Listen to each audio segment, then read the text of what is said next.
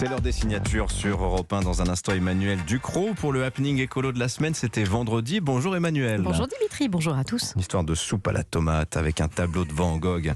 Invraisemblable. Mais d'abord, bonjour Philippe Val. Bonjour Dimitri. Comme chaque lundi dans Europe Matin, vous vous intéressez ce matin à Philippe Martinez, le patron de la CGT. Et oui, depuis la disparition en 1981 de Georges Brassens, dont je pourrais jouer à peu près le répertoire tout par cœur. C'est pas vrai, faut nous le montrer, c'est ça. vrai.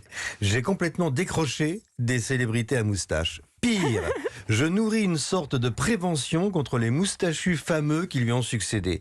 Les moustaches de Brassens symbolisaient pour toute la France un scepticisme subtil, une tolérance ironique et une bienveillance philosophique pour les faiblesses humaines.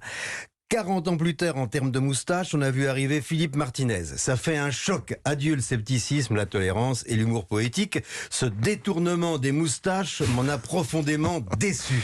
Après Brassens, les moustaches médiatiques ont donc changé de signification, vous pensez ? Pire, elles ont régressé. Ces deux petites ailes subnasales qui s'envolaient vers la liberté, la musique et la légèreté sont redevenues la marque idéologique de la propagande et du cynisme stalinien. Votre démonstration, c'est pas un peu tiré par les poils quand même ? Pas du tout, pas du tout. On est revenu à la case départ.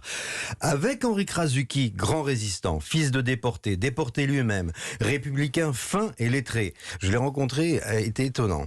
Et Bernard Thibault, qui derrière sa frange à la Mireille Mathieu dissimulait une véritable intelligence politique, la CGT entrait dans une mutation, rompant avec les liens sentimentaux avec le totalitarisme. Elle devenait un syndicat certes coriace, mais converti au principe de la démocratie moderne.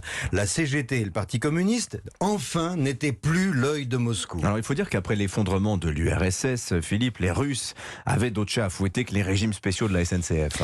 Oui, mais c'est plus le cas aujourd'hui. Aujourd'hui que le dictateur Poutine est au pouvoir et qu'il considère que tout ce qui fragilise l'Ouest en général et la France en particulier le consolide.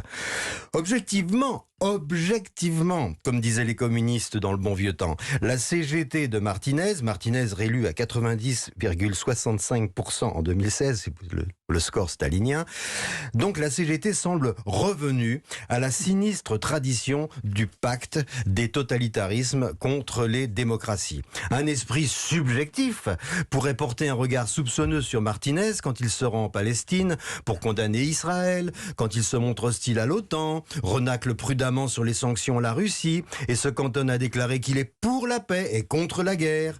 Mais regardons les choses objectivement, camarades. Que fait Poutine ? Il a ouvertement déclaré la guerre à l'Occident. Il pousse l'Europe vers le chaos en déclenchant une crise de l'énergie qui entraîne son asphyxie et une inflation qui pénalise d'abord les plus précaires. Et c'est le moment que choisit Martinez pour déclencher une grève des raffineries et des centrales nucléaires. Alors objectivement, camarade Philippe, qu'est-ce que vous en déduisez ? J'en déduis que Martinez, en l'occurrence, ne fait pas de syndicalisme, mais de la politique, en sacrifiant l'intérêt général de la France à des intérêts particuliers. La question du partage des richesses est décisive, certes, et le syndicalisme est une activité nécessaire tant qu'elle ne s'affranchit pas d'un minimum de loyauté démocratique.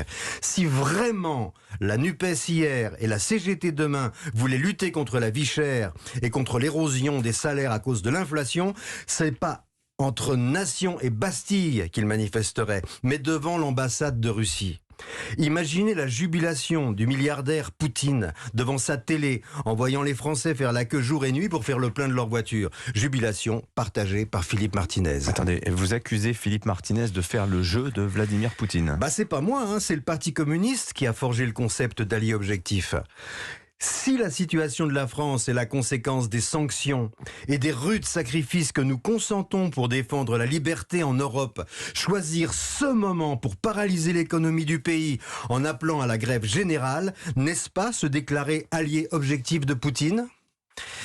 Le combat syndical ne doit-il pas s'arrêter où commence l'intelligence avec l'ennemi ? Sacrée charge, sacrée accusation que vous portez ce matin, Philippe. On va vous dire que vous tombez dans le panneau patronal. Et oui, c'est jamais le bon moment pour les revendications salariales, Philippe. Si, il y a des moments quand même différents. Quand on n'est pas en guerre avec une puissance européenne. Je vous chatouille un petit peu. Merci beaucoup, Philippe. Tiens, Bruno.